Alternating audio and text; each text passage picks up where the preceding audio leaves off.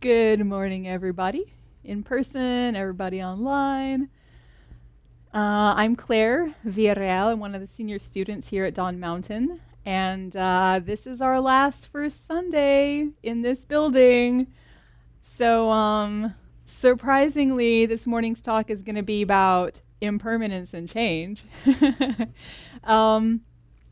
So I just want to say, first of all, as you can see, just kind of looking around the building, it's kind of obvious that we're packing up. I mean, I'm guessing that everybody here today knows that we're packing up, but maybe some of the folks online don't know that.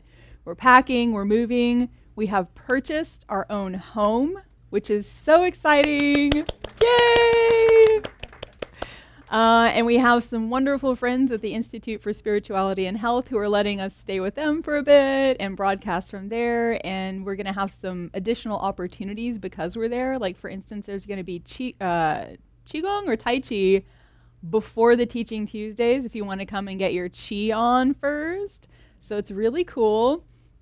So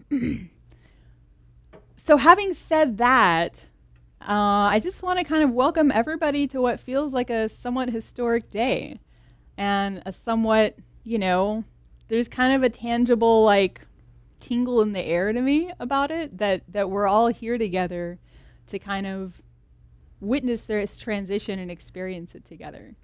So having said that, Ann and Harvey asked me to say something on the topic of impermanence. And if you know me, you probably know that I've been a little obsessed with reincarnation and the death process and like that sort of gross level of impermanence for at least like 10 years now. So I thought a lot about transition. And I kind of wanted to just start out by sharing the stages of my own relationship with these teachings on impermanence. Because when I was like a baby Buddhist, I was like maybe 20 and I first started getting into the Dharma, and there was always this like emphasis on death and impermanence, and I was like, oh, like, why do we have to start with this? Oh.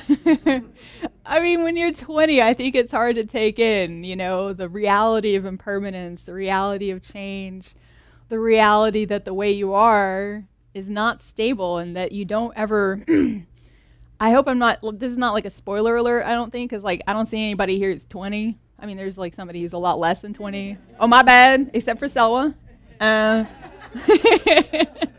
Anyway, spoiler alert, you might want to just do this for a couple seconds. You never arrive at a place where you're done. That's been what I've realized, like coming up on 42 now. Like, I just had this idea that I would arrive at a place where I was like, this is my mature adult self. And most of y'all are laughing. That hasn't happened. And I think there's kind of, so my sense maybe coming into my relationship with these Buddhist teachings on impermanence was that like first you're a child and there's a lot of growth, and then you're sort of like a young adult, and then you find your place in the world and you're just like there, and then you die. And unless you get hit by a truck or something, which at the age of 20 sounds extremely implausible. You're just like, no, I'm here. This is what I'm going to do. I'm going to Tibet next semester. What are you doing?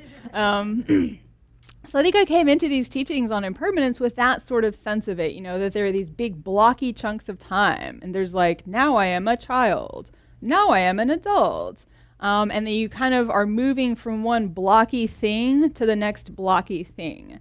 And to be honest, I think even now I have that sense of, impermanence. And even if we're talking about the death and rebirth process, which is like a big deal in Tibetan Buddhism, I think it's easy to feel like, here's me, here's Claire, I have like a social security number and I exist, and then I'm going to die, and that's not going to exist anymore, and then a new version is going to like, boop, like pop up somehow. Hey, good to see you. And I think actually, so this kind of opens to a later phase of my relationship with these teachings on death and impermanence. There's a tremendous amount of hope in the Buddhist teachings on impermanence, because it's actually not just saying like, oh, you think you're so real? Someday you're going to die. Sit with that. You know, like there is that. But even in that teaching, I've come to realize there's a lot of like hope and a lot of positivity, because what we think of as ourselves, you know, this sort of like blocky, real me or you or Don Mountain, for instance, it actually never existed in the first place. And I think for me, that kind of helps to soften up that harsh edge of the teachings on death and impermanence, that it's not just about kind of sitting around, becoming gloomy, saying as many prayers as possible so you can end up in a better rebirth next time, which is, I think, how I kind of took it in the beginning. I really started to see like, well, if I were real, I would be stuck as a neurotic Western white woman forever. And then I would die, and then I'd be someone else, probably neurotic still. And like, so then I came to see, you know, the positivity of these teachings on impermanence as like, it's not just that my ordinary sense of self refers to a thing that I think of as permanent, but it's actually impermanent. Like that ordinary sense of self, I can start perforating it now. There's all this like gunk that is impermanent, and if you peel that away, you land on something that's not. And the Buddhist tradition in general is very reluctant to put words around that thing that is not, or it's not even a thing, but like that which is not subject to change. Yeah, so like even trying to say this, like I feel kind of like I'm committing the cardinal sin of Buddhism, which is trying to like put words on the ultimate. But, you know, there's that sense, especially if you read teachings on the death process and the rebirth process, there's that sense that as, you know, obviously the body dies, right? Like we stop moving, we stop breathing, blood stops flowing, we physically die. And then even the levels of our mind begin to melt away. So everything that we thought was us slowly but surely drops off. And Tibetan Buddhist tradition says that during that process of everything dropping off, there's a moment of pure, whatever you want to call it is, like reality itself. Like we're finally, all the veils to that have fallen off by accident, but they've fallen off. And we have a moment. And for some of us, you know, if we've really trained in like resting in what is as ultimate as we can experience, it may not be just a moment. It may be a few moments. It may even be a couple of days that we just get to rest in like what's real. Like put down all the burdens of this lifetime, like taking off a backpack full of rocks, and just kind of sit there and go, wow, what's this? Except we don't have, you know, verbal thoughts at that moment probably, I would assume. But that's my closest analog, like, wow. So like I really came to recognize that sense of optimism in these teachings on impermanence and death and rebirth. And I think mostly what I've been thinking about these days in terms of impermanence, I think it's a little, excuse me, it's a little different from either of those two previous takes on it.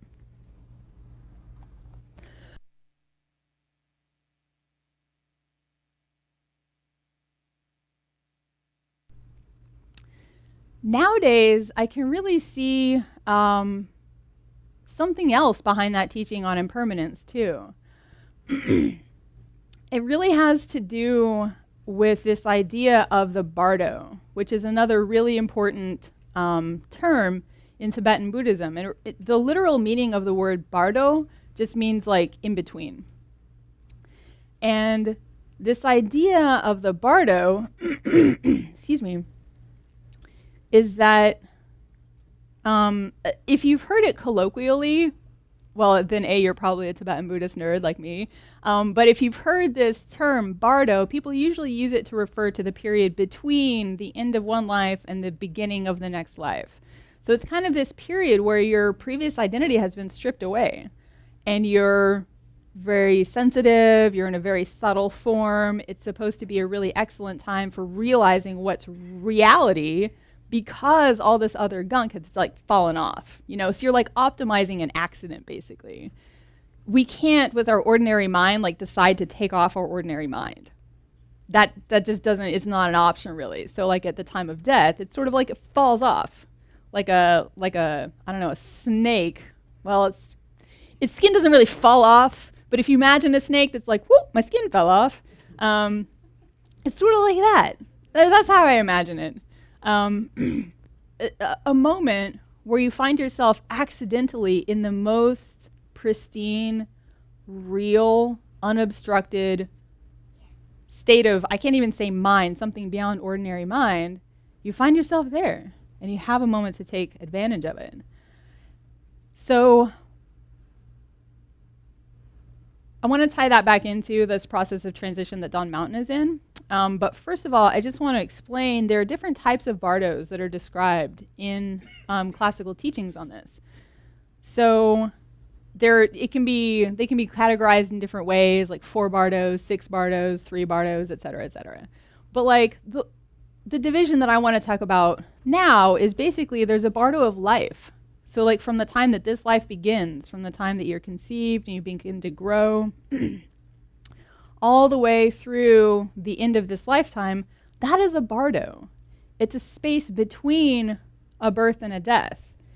And we don't tend to think of life in that way. We tend to think of like, this is real, and then at some point it ends. And the teaching, by framing life itself as a bardo, it really, to me, it undermines that sense of like solidity and stability and, here I am going to make the most of this lifetime. To me, it makes it feel much more like a waterfall maybe, where it's just like something kind of splashing down rocks and tumbling out and becoming, like it's a constant process of becoming. There's not a point where you've landed or where that waterfall freezes up and this is its unchanging state. And I think in that sense, the teachings on impermanence feel different because they're not about this is you and then you end. They're about you're a constantly unfolding something that's actually beyond words, and can you learn to make peace with the unfolding nature of your life? So there's the bardo of life. There's also the bardo of dream.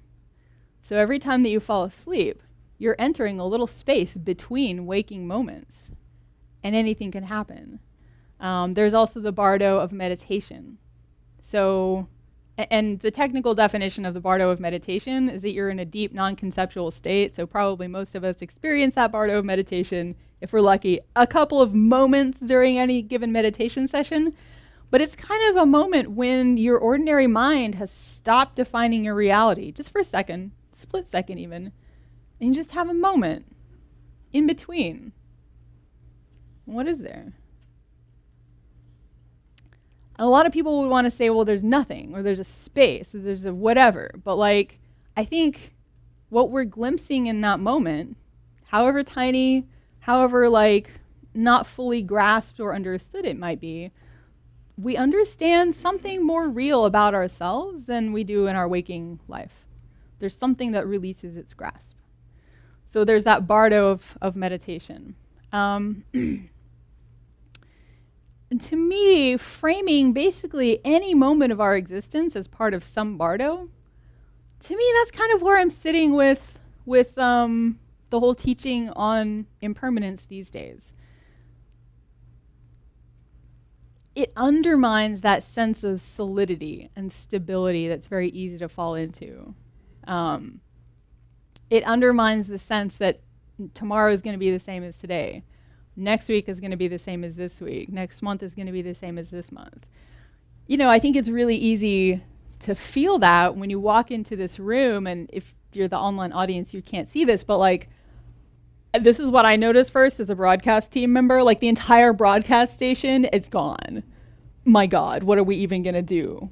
So like the temple that existed, was that temple the broadcast station? Was the temple the tankas that are gone? Was that temple our teachers' thrones that are going to be gone soon? Is the temple Adzam Rinpoche's throne? Like, it's been changing the whole time. And I didn't usually notice. Somebody moves a tanka slightly. Is the temple gone? No. But it's different. And this is my third time in a different Dawn Mountain space. Like I came when we were on Bissonnet actually in Rice Village in a little like upstairs apartment above a clinic or something. And I remember when they moved out of that space just thinking like, but that's Dawn Mountain. How can they leave that behind? And then we moved into our temple on Richmond and my God, it was beautiful. It was so gorgeous. My timing was better then because I showed up for grad school right after everybody had moved and painted. And I was like, wow, y'all did a great job. Glad I wasn't here for that. I'm just kidding. And there was just that sense of like, oh, now this is Dawn Mountain. And then we moved in here and it was so much bigger and it gave us more capabilities to do more things. And it was like, well, now this is Dawn Mountain. So for those of y'all who have never seen another Dawn Mountain and it feels like this is Dawn Mountain and people are taking it apart, don't worry, there's going to be another Dawn Mountain. And another one until eventually there's not a Dawn Mountain because that's part of impermanence too. And eventually there won't be a United States and eventually the Buddha Dharma will disappear and eventually our Earth sun will blow up. So, if you look out on a long enough time scale, moving from one place to another, transitioning to another stage of life, having a birthday, all of those are markers for impermanence, but they're not actually the impermanence itself. They're just the moments that we wake up to it. Excuse me, we'll be in an obviously Bardo-like, impermanent, in-between space for a while at the Institute for Spirituality and Health. And I'd like to think that this is, again, an opportunity in between sort of one shell and another shell. We're a very tender little creature.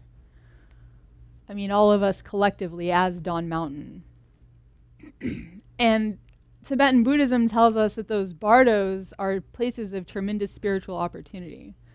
So I think, for me anyway, I just have to acknowledge that it's sad to see this place dismantled, where we've had amazing teachings, we've solidified good friendships. Some of us have hit Gary several times. He has made it possible for people all over the world to view these teachings. A lot of cool stuff has happened here, and it's sad to leave it. And I think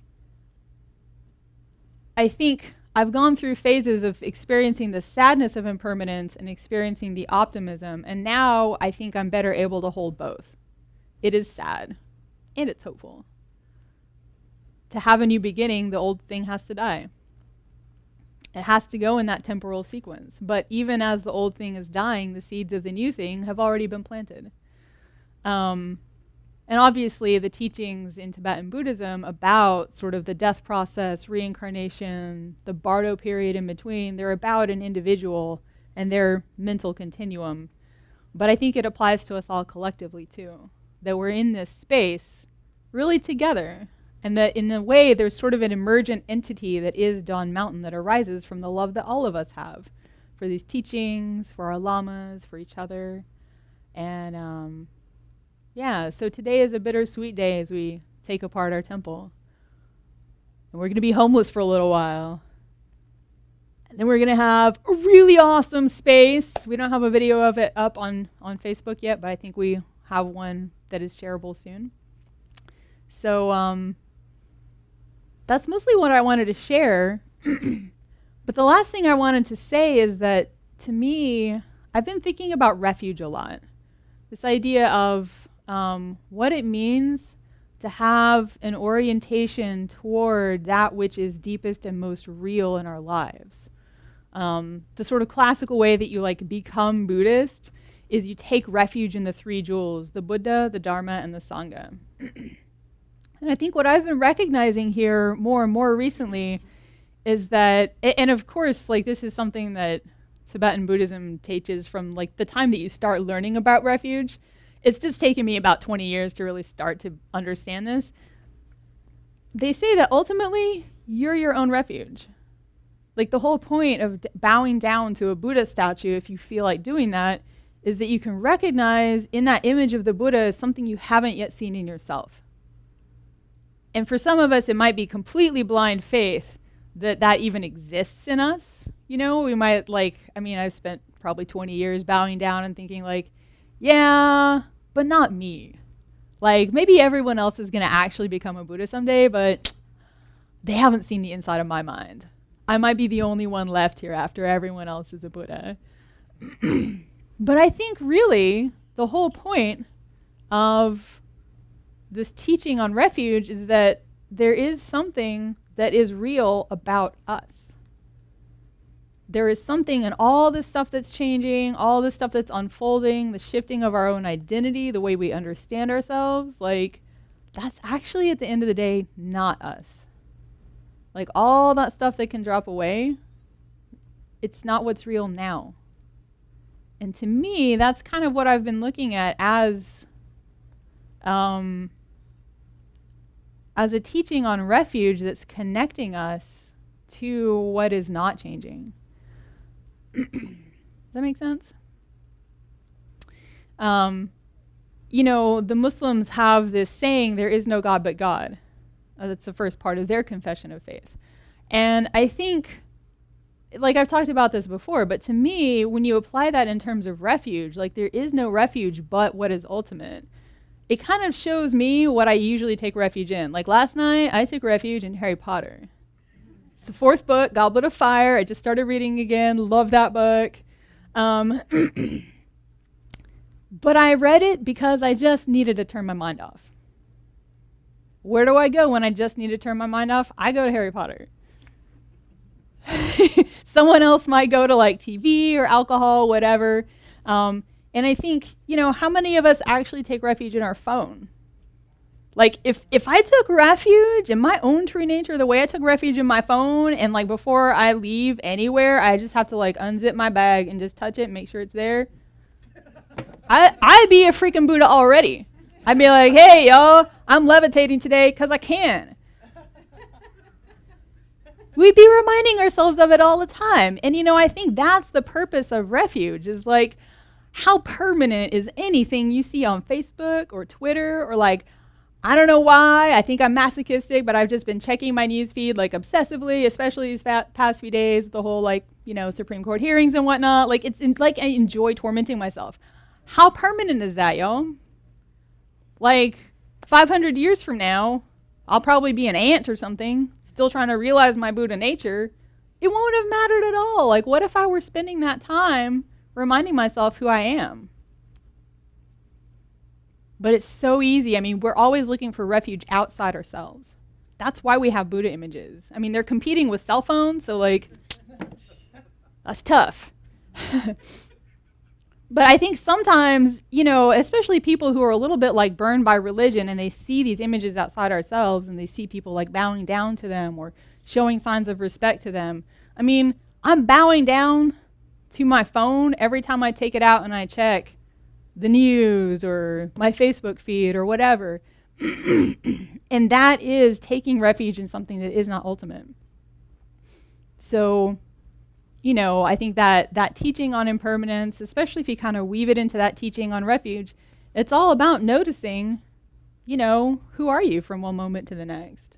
What's real about you? Is there something you can find that doesn't change? And meditation, you know, we're about to take a little break. Sorry, I ran a little bit long. Got all into this impermanence thing. Like meditation can be the laboratory in which you test impermanence in your own mind. You sit down and you breathe in. Are you breathing in forever? How long does that in-breath last? Are you breathing out forever? How long does that last?